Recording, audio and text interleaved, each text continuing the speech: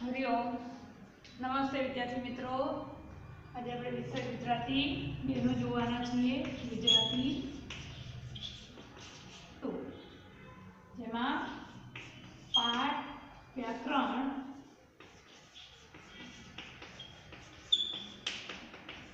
પાઠ 18 બરાબર। પાઠ 18 નું વ્યાકરણ જોઈશું। પાઠ 17 સુધીનું આપણે પૂરું થઈ ગયું છે। तो पाठ 18 में पहला व्याकरण में આપણે સમાનાર્થી શબ્દ જોઈશું કે નીચે આપેલ શબ્દોના સમાનાર્થી શબ્દો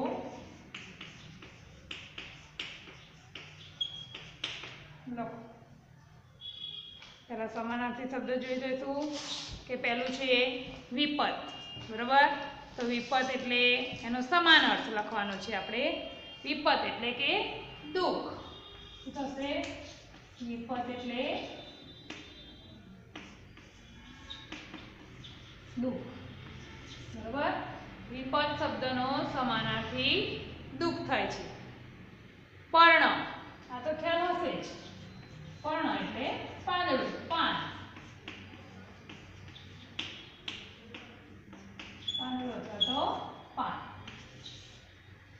ત્રીજું છે દીપ।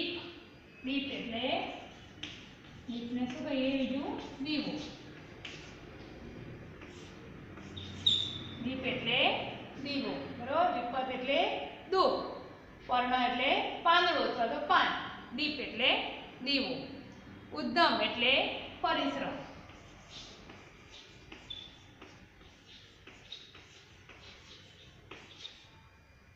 ઉદ્દમ એટલે પરિશ્રમ અથવા તો પુરુષાર્થ પણ લખાય। ડાળ, ડાળ એટલે શાખા। ડાળ એટલે શાખા। શું થશે? ડાળ એટલે શાખા। અને પોપટ એટલે કી। પોપટ એટલે કી, બરોબર। સમાનાર્થી શબ્દ 6 છે। જો વિપત એટલે દુઃખ, પર્ણ એટલે પાંદડું અથવા તો પાન, દીપ એટલે દીવો, ઉદ્દમ એટલે પરિશ્રમ, ડાળ એટલે શાખા, પોપટ એટલે કી। આગળ હવે વિરુદ્ધાર્થી શબ્દ જોઈએ।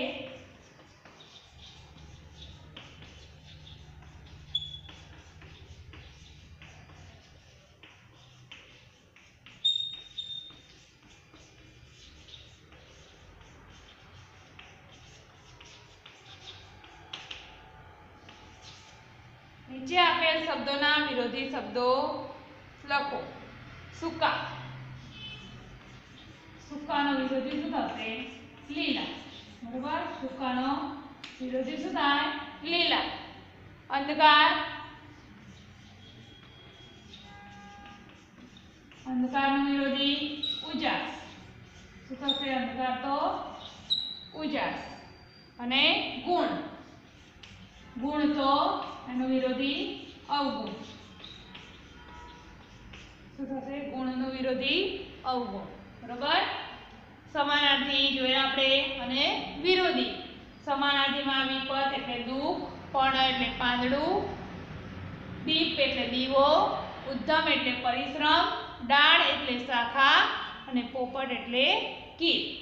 વિરોધી શબ્દ છે સૂકા તો લીલા, અંધકાર તો ઉજાસ, ગુણ તો અવગુણ।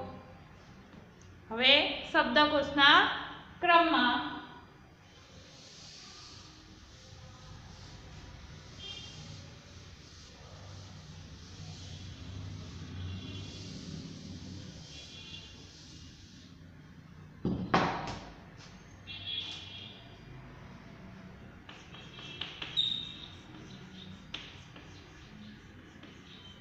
નીચે આપેલ શબ્દોને શબ્દકોશના ક્રમમાં ગોઠવો।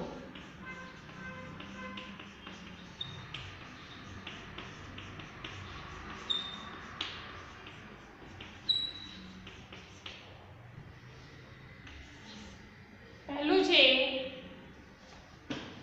પોપટ, દીપ, પોપટ, દીપ, ઉદ્દમ, લીલા, અને દાળ. બરોબર. તો જેમ મેં તમને હવે આગળના તાસમાં શીખવાડ્યું હતું, કક્કાવરીના ક્રમમાં ગોઠવવાનું છે. તો કઈ રીતે ગોઠવાય, બરોબર ને? પોપટ, દીપ, ઉદ્દમ, લીલા અને દાળ આપણને આપેલું છે. તો પહેલા જ મેં તમને કહ્યું હતું કે જ્યારે પણ આવી રીતના આપેલું હોય તો પહેલા સ્વર અને વ્યંજન જોઈ લેવાનું છે. સ્વર હોય તો સ્વર પહેલા લખાય, વ્યંજન પાછળ લખાય. એટલે જોઈ લેવાનું સ્વર છે કે નહીં. બરોબર. તો આમાં પ, દ, ઉ, લ અને ડ, એટલે જે આ ચાર શબ્દો છે એ કેવા છે? વ્યંજન છે. ત્યારે આ ઉદ્દમ એ શેમાં આવશે? સ્વરમાં આવશે. એટલે ઉદ્દમ શબ્દ જે છે પહેલો આવશે, એક જ છે સ્વર એટલે પહેલો આવશે, એટલે પહેલો લખી દેવાનું. બરોબર. ઉદ્દમ. હવે બીજા બધા વ્યંજન છે. આ એક જ સ્વર હતો એટલે સ્વર પહેલા જ લખાય, વ્યંજન પાછળ લખાય.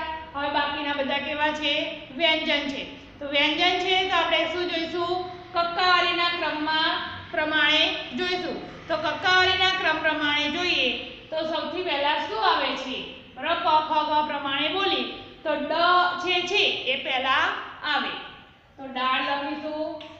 હવે ડ પછી આગળ જોઈશું. ડ પછી લખવાનું ચાલુ કરીએ આપણે તો ડ પછી દ, દીપ આવશે. બરોબર. તમે કક્કો બોલો એટલે ખ્યાલ આવે કે શું આવે. બરોબર. દાળ, ત્યાર પછી દીપ અને દ પછી પ એટલે પોપટ અને છેલ્લે શબ્દ વધ્યો લીલા. તો આ શબ્દ આવશે છેલ્લે.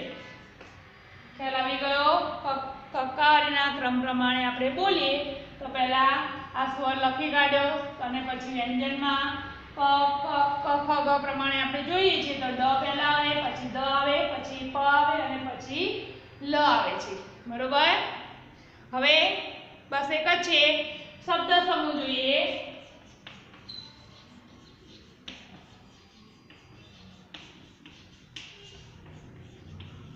શબ્દ સમૂહ માટે એક શબ્દ લખો.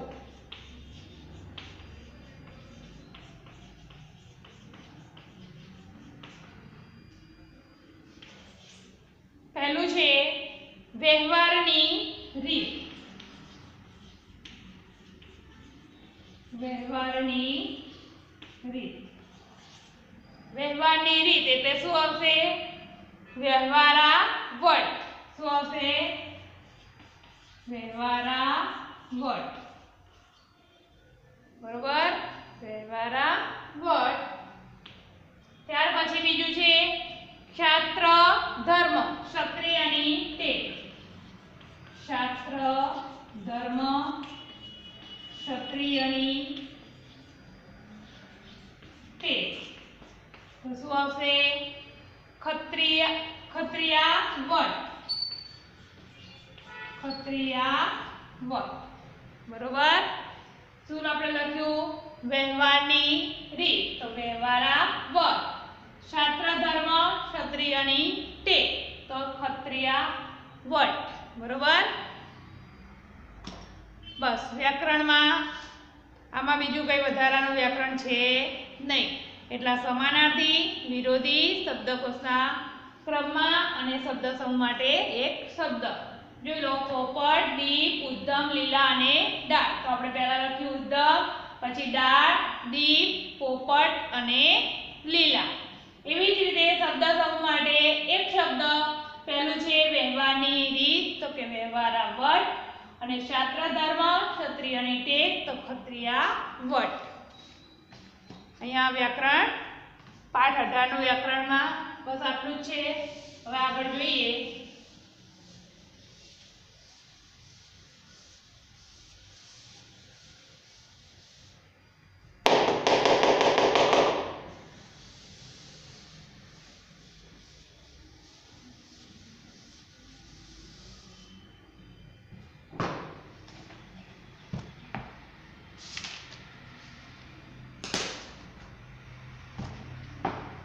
વિચાર વિસ્તાર જોઈશું આપણે આજે.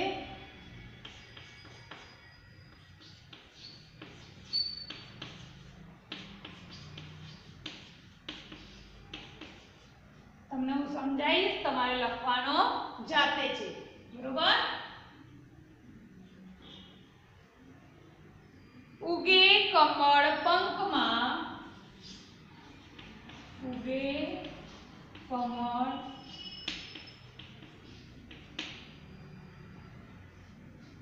તદપી દેવ શિરે ચડે, દેવ શિરે ચડે, નહીં કુળથી,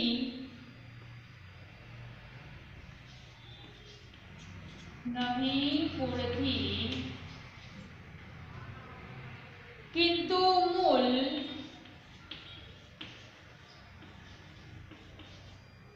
किंतु मूल मूलवाय गुणों वड़े,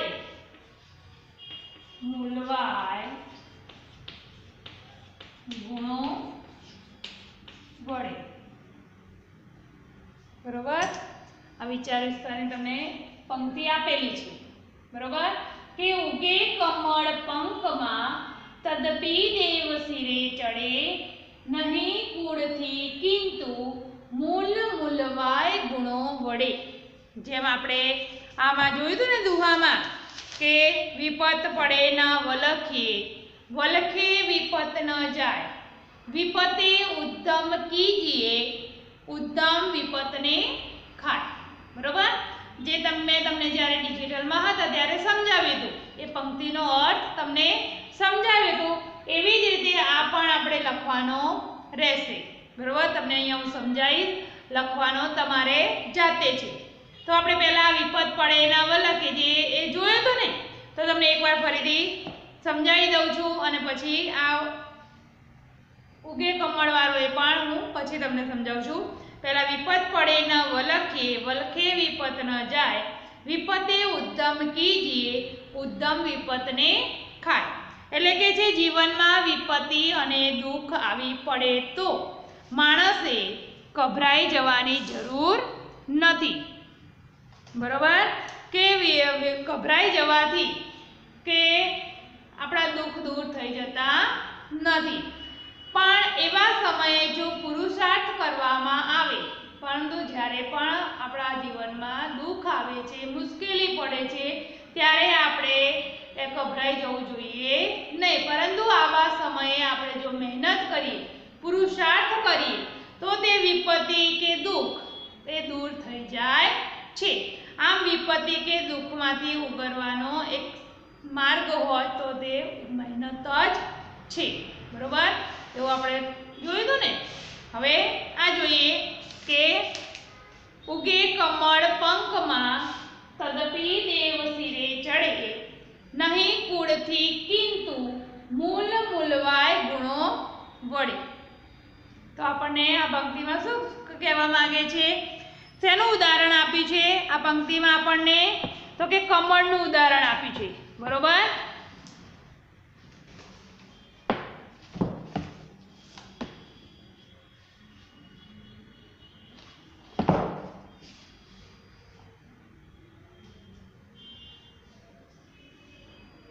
આપણને આ પંક્તિઓમાં કમળ વિશેની માહિતી આપેલી છે અને કમળનું ઉદાહરણ આપીને સમજાવ્યું છે કે કમળ ભલે કાદવમાં ઉગે છે. શું કહે છે? કમળ હોય છે એ કમળ ભલે કે કાદવમાં ઉગતું હોય તેમ છતાં પણ એ ભગવાનને આપણે ફૂલ ચડાવીએ છીએ. કમળનું જે ફૂલ ઉગે છે એ ફૂલ કાદવમાં ઉગે છે, તેમ છતાં પણ આપણે ભગવાનની પૂજા કરવામાં એ ફૂલ લઈએ છીએ ને. હા, એટલે કે જે કમળ ભલે કાદવમાં ઉગતું હોય પરંતુ આપણે તે દેવને ચડાવાય છે. એ જ પ્રમાણે કોઈ પણ વ્યક્તિનું મૂલ્યાંકન તે કયા કુળમાં કે વંશમાં જન્મી છે તેના આધારે નહીં, પરંતુ તેનામાં રહેલા ગુણોને આધારે જ કરવામાં આવે છે. બરોબર? જે વ્યક્તિ જન્મી હોય છે એ વ્યક્તિ કયા કુળમાં જન્મી છે કે કયા વંશમાં જન્મી છે એ જોવાતું નથી, પરંતુ તેના ગુણોને આધારે જ તે નક્કી થાય છે. કમળ કાદવમાં ઉગે છે પરંતુ તેનામાં રહેલી સુવાસ અને તેનું સૌંદર્ય તેને ઉચ્ચ સ્થાને લઈ જાય છે. એટલે તે ભલે કાદવમાં ઉગે છે તેમ છતાં પણ તે દેવોને ચઢાવાય છે ને, એટલે કે ભગવાનને ચઢાવીએ છીએ તો એ ઉચ્ચ સ્થાને લઈ ગયા કહેવાય ને. એટલે કે છે કમળ કાદવમાં ઉગે છે પરંતુ તેનામાં રહેલી સુવાસ અને તેનું સૌંદર્ય એ તેને ઉચ્ચ સ્થાને લઈ જાય છે. તેને મંદિરમાં બિરાજેલા દેવના શિરે ચડાવી ઊંચું સ્થાન આપવામાં આવે છે. તેને મંદિરમાં એ ચડાવવામાં આવે છે અને એને ઊંચું સ્થાન આપવામાં આવે છે. એ જ રીતે મનુષ્ય તેનામાં રહેલા સદ્ગુણો વડે સમાજમાં ઉચ્ચ સ્થાને બિરાજી શકે છે. જેવી રીતે કમળ એ કાદવમાં ઉગીને એ પોતાના ગુણો એ પોતાનામાં રહેલી સુવાસને આધારે તે ઉચ્ચ સ્થાને બિરાજમાન થાય છે. એવી જ રીતે મનુષ્યમાં પણ તેનામાં રહેલા સદ્ગુણોને આધારે તે પોતાના સમાજમાં ઉચ્ચ સ્થાન મેળવી શકે છે. ડૉક્ટર બાબા સાહેબ આંબેડકરે એનું જ્વલંત ઉદાહરણ છે. બરોબર, ડૉક્ટર બાબા સાહેબ આંબેડકર છે એનું ઉદાહરણ છે કે મનુષ્યનો જન્મ કેવા કુળમાં થવો તે તેના હાથની વાત નથી.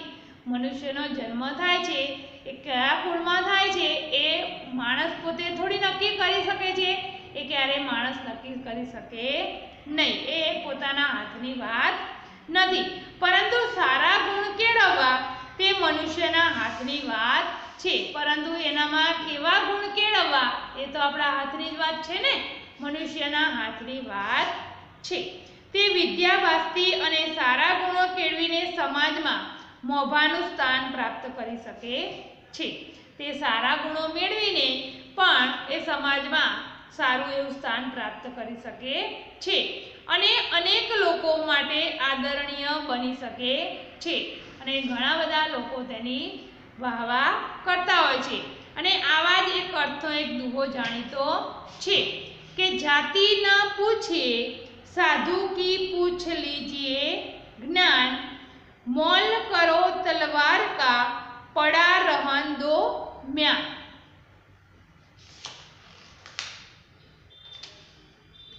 એટલે કે છે આમ આપણે કોઈ પણ વ્યક્તિના કુળને મહત્વ ન આપતા તેનામાં રહેલા સદ્ગુણોને જ મહત્વ આપવું જોઈએ. આપણે પોતે પણ સારા ગુણો કેળવવા જોઈએ. જો આપણે પોતે જ સારા ગુણ ન કેળવતા હોય તો આપણે બીજાને શું સલાહ આપી શકવાના હતા? એટલે આપણે પણ સારા ગુણો કેળવવા જોઈએ. બરોબર, એટલે આપણે આ વિચાર વિસ્તાર જોયો કે ઉગે કમળ પંખમાં તદપી દેવ શિરે ચડે નહીં કુળથી કિંતુ મૂલ મૂલવાય ગુણો વડે. મેં તમને અહીંયા સમજાયું. તમારે હવે નોટમાં એ વિચાર વિસ્તાર લખવાનો છે. બરોબર ને? પછી જેમ હમણાં તમને આ વિપત પડે ન લખીએ વાળો પણ મેં તમને ડિજિટલમાં પણ સમજાવ્યો હતો અને અત્યારે હમણાં પણ મેં સમજાવ્યો તમને. બરોબર, એટલે તમને કદાચ વર્કશીટમાં પૂછાય કે આના વિશે 3-4 વાક્ય, આ દુહાના વિચાર વિસ્તાર વિશે 4-5 વાક્યો લખો તો તમે લખી શકો. બરોબર ને? વિપત પડે ન વલખે, વલખે વિપત ન જાય, વિપતે ઉદ્યમ કીજીએ, ઉદ્યમ વિપતને ખાય. તો તમે એના વિશે તમને પ્રશ્નની રીતે પૂછ્યો હોય કે આ વિચાર વિસ્તાર વિશે તમે 3-4 વાક્ય લખવાના છે તો તમે લખી શકો છો. બરોબર ને? કે આપણે કે જીવનમાં જ્યારે પણ દુઃખ આવે છે ત્યારે આપણે ક્યારેય હતાશ થઈ જવું જોઈએ નહીં, કે ગભરાઈ જવાની પણ જરૂર છે નહીં. તો ગભરાઈ જવાથી આપણા એ દુઃખ દૂર થતા નથી.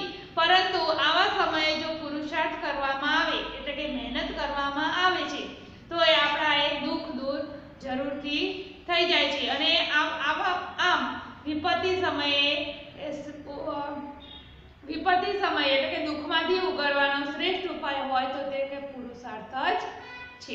બરોબર, બીજો પણ જે હતો કે ગુણની ઉપર ગુણ કરે એ તો વ્યવહારા વટ, અવગુણ ઉપર ગુણ કરે ખરી ખત્રિયા વટ.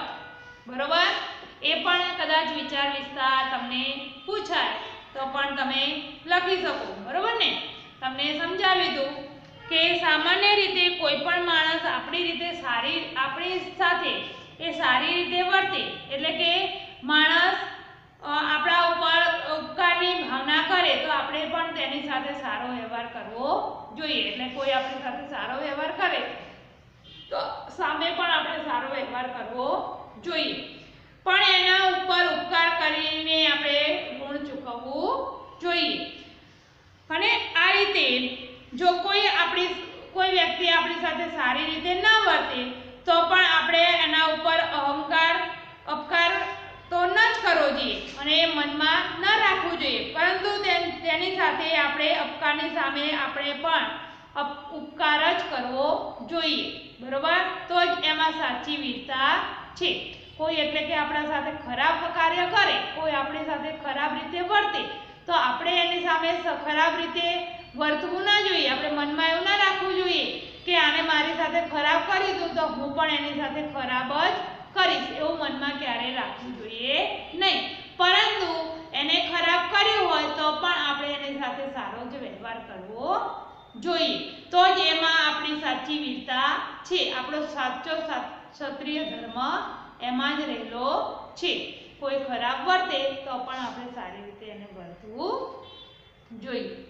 એટલે આ તમને બે જે આપણે ચોપડીમાં જે છે એ પૂછાયા તમને સમજાવી દીધા, અને એક આ રહ્યો ઉગે કમળવાળો એ પણ મેં તમને વિચાર વિસ્તાર સમજાવ્યો. બરોબર? હવે તમારે નોટમાં લખવાના છે અને વર્કશીટમાં પૂછાય તો પણ તમે લખી શકો. હવે બીજો છે કે લીલા અને સૂકા પાનના દ્રષ્ટાંતે કવિત્રી કયો ભાવ પ્રગટ કરે છે? તમને મોટો પ્રશ્ન પૂછાય તો તમે લખી શકો કે લીલા અને સૂકા પાનના દ્રષ્ટાંતે કવિત્રી એ ભાવ પ્રગટ કરે છે કે જેમ સૂકા પાન એ ખડખડ અવાજ કરીને આખું જંગલ ગજવે છે, પણ વૃક્ષની ડાળી પર જે લીલા પાન હોય છે એ લીલા પાન શાંત હોય છે, એમ અધૂરપવાળી વ્યક્તિ બહારથી સારો દેખાવા માટે પ્રયત્ન કરતી રહેતી હોય છે, પણ હકીકતમાં તે પોતાનું અધૂરું ઢાંકવા માટે ખૂબ પ્રયત્ન કરતી હોય છે. જ્યારે બહારથી જે વ્યક્તિ શાંત દેખાવતી હોય છે એ માણસ ગુણોથી સભર હોય છે. તમને પ્રશ્નમાં એવી રીતે પૂછાય તો તમે લખી શકો કે સૂકા પાન એ ખાલી ખડખડ અવાજ જ કરે છે અને આખું જંગલ ગજવી મૂકે છે, જ્યારે લીલા પાંદડા હોય છે એ શાંત હોય છે, મૌન હોય છે. બરોબર? જ્યારે એવી જ રીતે જે વ્યક્તિ આળસુ હોય છે એ આળસુ વ્યક્તિ પોતાનું કામ ના કર્યું હોય પરંતુ કામ દેખાડવા માટે થઈને ખાલી એ બળબડ જ કરતી હોય છે, પરંતુ હકીકતમાં એને કાંઈ કામ કરેલું હોય નહીં, પરંતુ એ પોતાનું કામ ઢાંકવા માટે થઈને અને બતાવવા માટે થઈને એ સતત બોલતી રહેતી હોય છે. પરંતુ જે વ્યક્તિ બોલતી નથી એટલે કે શાંત છે દેખાવમાં, તે માણસ ગુણોથી સભર હોય છે અને એને પોતાનું જે પણ કામ હોય એ બધું જ કામ એને કરેલું હોય છે. તો અહીંયા આપણે આ વિચાર તમને વ્યાકરણ પણ જે વ્યાકરણ હતું સમાનાર્થી, વિરોધી, શબ્દ સમૂહ અને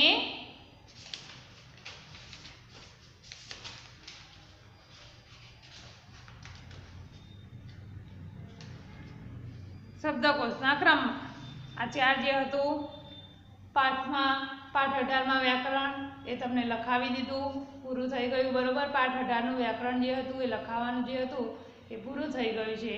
હવે પછી જોઈશું આપણે પત્ર કે વાર્તા જે પણ હશે એ આપણે હવે પછીના તાસમાં જોઈશું. બરોબર? અને તમને અહીંયા વિચાર વિસ્તાર પણ સમજાવી દીધેલો છે, એટલે વર્કશીટમાં પણ તમે પૂછાય તો પણ તમે એના વિશે લખી શકો છો. બરોબર?